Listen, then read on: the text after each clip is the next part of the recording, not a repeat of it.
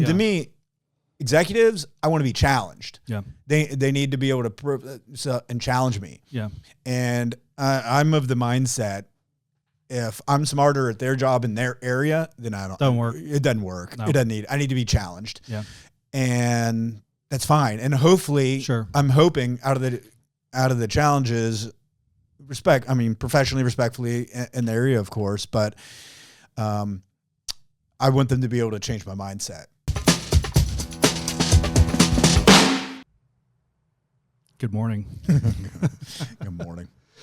Good morning. Welcome back to another episode of Expandable. Today we're talking about leadership and leadership teams, executive teams, management teams.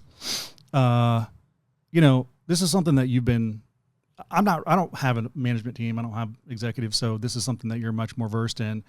And I've seen and worked with a lot of executives and management teams. And so I see all the good, bad, and the ugly. I can tell you what I observed. And part of me, I'm kind of got thrown into like the management, but luckily I have some support staff to teach me about it too, because I didn't go and I've never been in that culture of like the typical corporate culture. Correct. Yeah. I haven't either. But again, you've seen a lot too. I mean, you've worked with those. Yes, I have. So I definitely have some input on that. I think that is section. That's a thing that, you don't necessarily have to have worked at a corporation to get it, because it's pretty plain, right? So here's the question: what to look for? What should a company be looking for? Actually, let me rephrase this: what should a CEO be looking for when hiring their next executive leader? And that could be any department. First thing, I think if you have DEI on your mind, you're starting from the wrong. You're screwed. You're already screwed. If you have to worry about, if you already went out, because we're quickly seeing that play out. They're getting fired left and right because they find out the people they hire for DEI are the most racist people there are to begin with. Oh yeah. So, and one thing that it's been, run a bank. So we have our executives, but also the number of vendors that we have is tremendous. Yes. So we're probably anywhere from, critical vendors, we're 3 to 4, it goes to the nature of a bank, but also it goes to the nature of how you're running the bank. Correct. Yeah. So then you've got, say 100 vendors, and so seeing how they perform. And also a lot of these vendors I've had for 10 years, 15, some year. And I've also seen changes. There's some that have been great for 2 years and they're gone and we've had to replace them. Yeah. And it was like, why did they go south so quick? Management. Yes. That's what can do it. Yeah.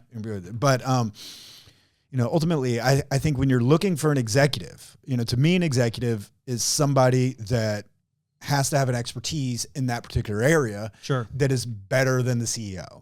Yes. 100%. Because to me, a CEO is almost, they may have an expertise in one area, but they need to be a jack of all trades. Yes. But they may came and have a they need to be dangerous in each domain. Correct. But they can be, maybe ideally exuberant and, in the banking world, most of them come from like the lending side. Yeah. But well, let me stop you right there, because I think that from what I've seen, that's a unique perspective. You may not think that because that's how you operate your DNA, but I've seen, like, if I were to ask that to 5 more other CEOs that I've sat down and worked with or whatever, I would get more so a canned answer of starting with the resume type of answer. Like you said, expertise, essentially that they're going to come in and bring everyone up. They're going to level up the CEO in a way that is edifying to the CEO's role. Yes. But I think what I see far more is the opposite, where first of all, with these people, generally there's a lack of vision. So with the lack of vision, they aren't quite sure how that new person's going to have an impact in the organization, because they don't know what they're attaching them to. So they go back to the tactical, objective resume. Where'd you go to school? What are you good at? That kind of thing. Correct. And to me, that's a very unique perspective. And some of them were just, yes, you like to see college degrees and everything. It depends on the executive set, but in general, now when you're looking executive level, you've got experience and expertise in that area. Yeah. So to me, then I could care less about colleges. Yeah. It's then you should have years of proof. Yes. Of your work, skill set in that area. And to me, executives, I want to be challenged. Yeah. They need to be able to prove and challenge me. Yeah. And I'm of the mindset, if I'm smarter at their job in their area, then Don't work. It doesn't work. No. I need to be challenged. Yeah. And that's fine. And hopefully, I'm hoping out of the challenges, professionally, respectfully in the area, of course, but I want them to be able to change my mindset. Yes. In different areas. And and continually evolve. There were things that I'm not thinking about. I think what that practically looks like in an interview situation is when they come in and they've done their research, they've done their homework, and they say, we're talking about the specific area of this responsibility of the role or whatever of the company. I noticed you're doing this. Have you considered X? Yeah. And then what they ask, if you've considered or not, you've never considered because you didn't even think to ask that question. That shows you that they truly have. That is an open door into, wow, okay, let's dig into this because I think this person really has the chops to come in and teach me something as a CEO. Correct. And the thing that I'm different as, and I've seen it everywhere, is a lot of times, I'm going to say generally, but most effectively, a lot of times people have been in the executive roles, and I don't necessarily like to hire executives at other companies because I think that they've become lazy, stale, and they're no longer practitioners. I want an executive that is actually doing the work alongside with their team, so they continually get proficient and better at their job too. Yeah, they're still in it because they have to be able to end it. If they're just going to be an executive to delegate, no.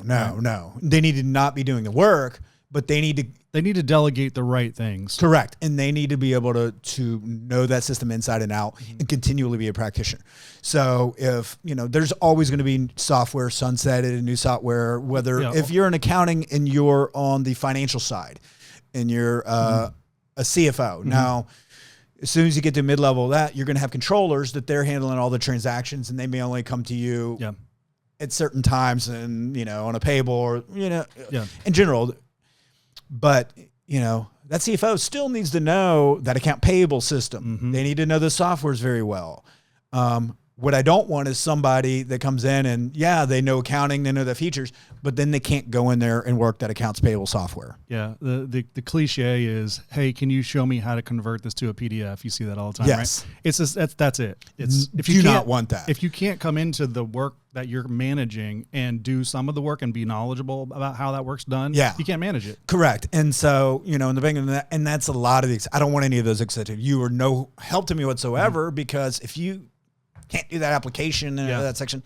No. So going back to the practical interview, if you were to give that person a kind of not a front line, duty, but if you were to say, okay, I'm going to actually ask you to do this task, how much would they fumble that task? And if they were to be like, okay, well, it's been a little while since I've done it, but I remember you go here, you do this thing, and this is how you would get it done. If I did it a few more times, we can make it faster.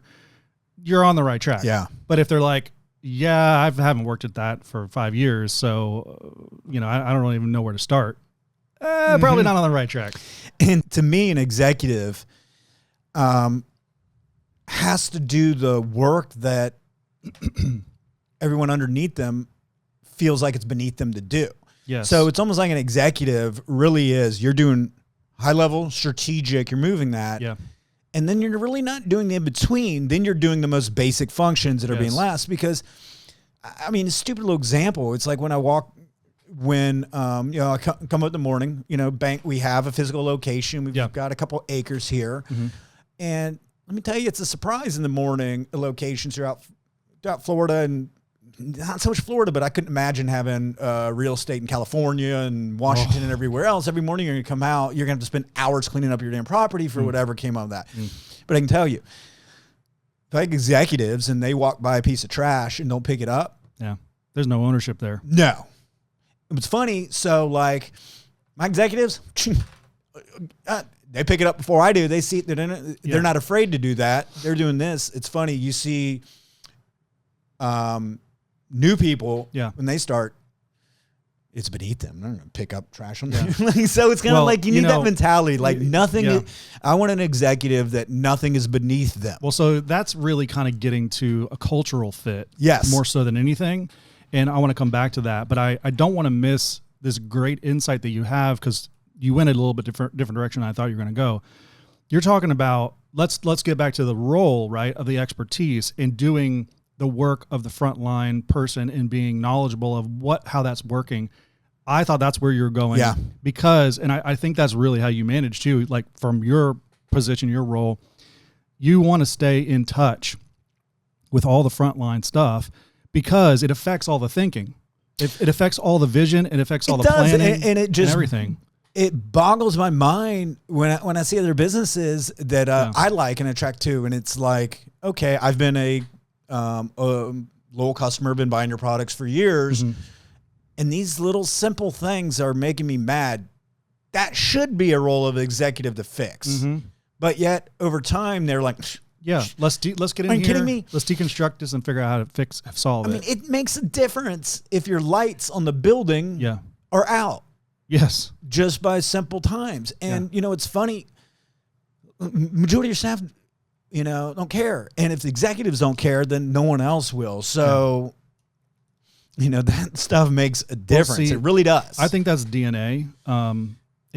Because again, I'd sit with 4 other people and they would say different things and they would be not focused on that level of granularity from an executive perspective. They're thinking high. Because I can't stand majority of executives. Mm-hmm. And when I go to association meetings and large banks, they'll send their hiring executives. And I think for the most part, they are worthless, sitting on their ass, earning 6 figures, doing nothing. Yeah, 100%. And majority of large companies, by the time you get 1,000, they'll have 10 layers of middle management. And so what you have is you have executives that then they hire people that aren't going to show them up because they don't want to be showed up. Mm-hmm. And they fall in that culture. And that's what I'm talking about. I hate that. I completely hate that. I hate that. And I don't like people... I don't genuinely get along or have anything in common with somebody that generally doesn't want someone to show them up, or they have that mentality. Political type of play and the ego. Yeah. I absolutely can't stand that mentality. Yeah. I don't even want to hang around people like that. God forbid. I don't care to have a beer with them. Yeah. That's what you want to do. You want to sit on your ass. You have no internal drive to be better yourself. You're just going to do that, and you're going to placate, and you're going to sit this and think you're in an important role because you've got meeting calendar set up, but you do no actions during these meetings after the fact. You just like to sit there and be in that. And that's 90% of executives. Yeah.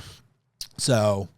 Yeah, I think that is hitting on the I think potentially the most critical piece, which I think you have to be qualified. You have to have, background, experience, domain expertise, all of that. I think that should really be number one. But assuming you've got that candidate in front of you, culture is the biggest thing. Yes. And that's all what you're describing.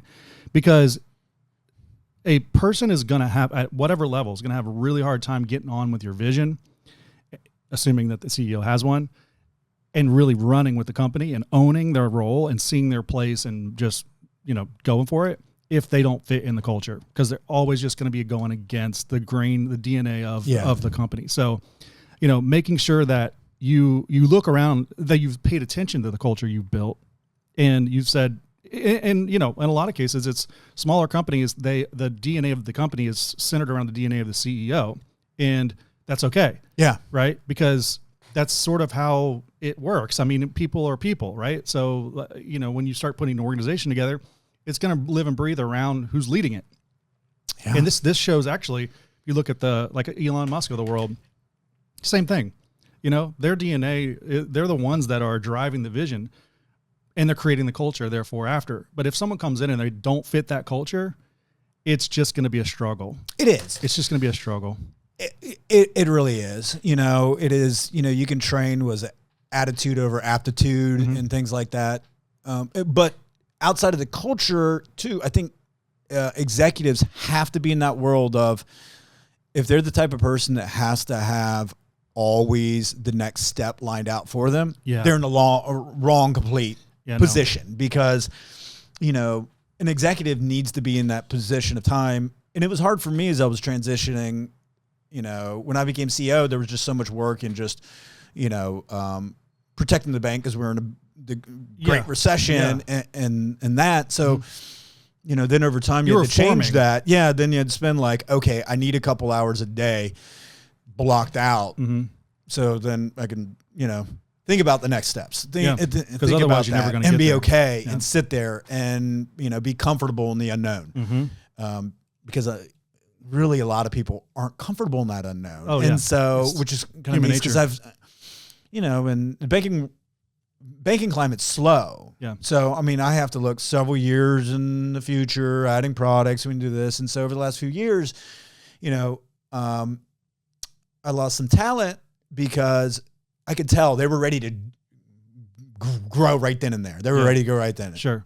And the landscape in the financial world and the fintech landscape, you know, was very appealing to them because they were getting that executive level. Oh, I'm going to go here. And the timing just supported wasn't right. them. Yeah. It went time. I understand you want to expect that next level. It's going to take me a few years to get that level where you can get that extra money now. But now I'm at that level. They've gone to 3 or 4 jobs. Yeah. Well, I mean, if I don't know, you know, if they went and worked for other people that these other CEOs that I'm mentioning, like that I have in my mind, but I see a lot of them out there. And if you don't have a vision, you kind of go with the wind. And you weren't going with the wind. You were really holding yourself accountable to a plan and a vision that was going to slow burn. Yeah, because I live in the real world, not in this private equity. Oh, I just got funded $2 million, so I'm just going to, or $100 million, I'm just going to burn through it. We're like, no, we need to have recurring income. You're not going to sacrifice, and you're not going to go out there and, you know, spend $1,000 for a customer adoption when you can't possibly make $1,000 off them because you just want to grow your numbers to flip it. It's like value investing. It just stupid. So, you know, you've got to look. You got to say, okay, you know, we got to plan that. That takes several years. So you start doing the work and everything. But you can make money in return along the way. So you don't sacrifice and do that. Like there's a steady and everybody, they want it now. No. Yeah, that's why I think DNA and culture is so important, because if they're on board and they catch the vision and they fit, I mean, sometimes you got to go through some people to find the right fit. But when you have the right fit, you don't need very many of them, because the amount of work, the amount of impact that they can have, because they're all owning their own domain, their own space, and bringing it up and bringing it to the CEO. So bring the CEO up. It's exponential. Yeah. So, I mean, my goal really is not to, you know, we're at say 41 employees now, you know, I don't like those layers of middle management in between. I don't ever want that.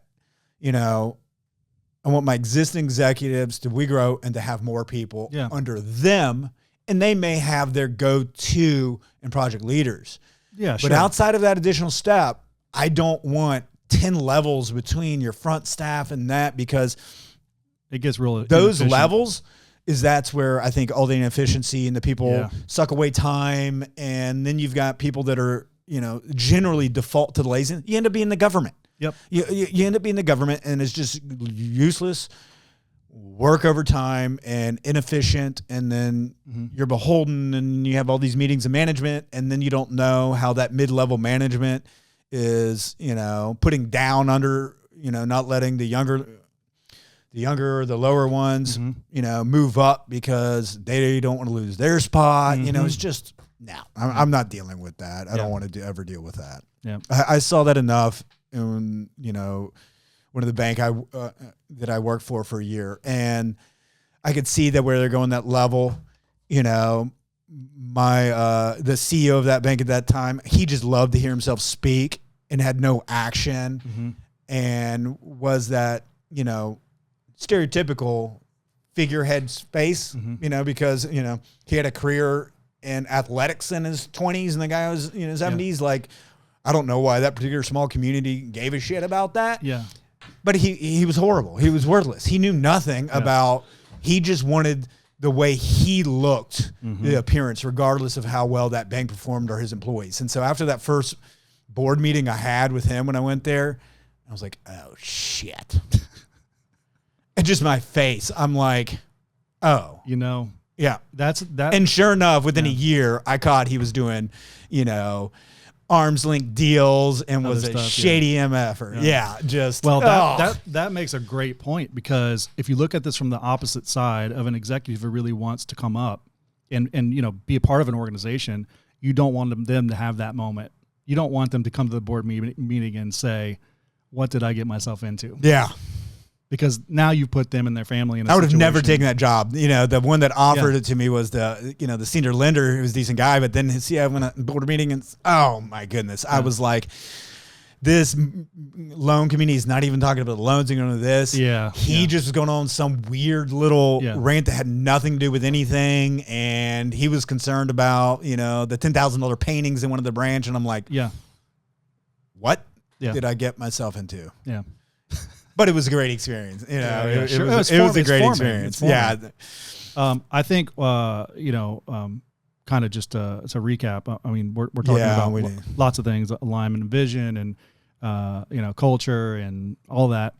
If I were to try to summarize what you're saying, the way I would parse it is, in the engineering world, there's this simple principles concept where you basically break everything down to its, or no, it's called first principles. Break everything down to first principles, and then you build it back up. And that's really kind of just naturally how I think when I look at anything and want to devise a strategy, is I want to kind of reverse engineer it, right?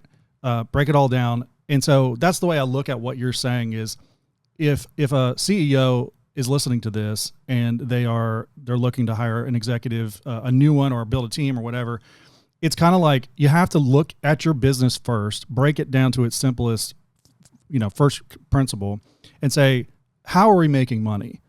And now let's take the next step. Okay, we're good. We got a product market fit. We've got margin. We've got the pro forma makes sense. We're working and growing, right? And we have a vision of where we're headed that's connected to the financials.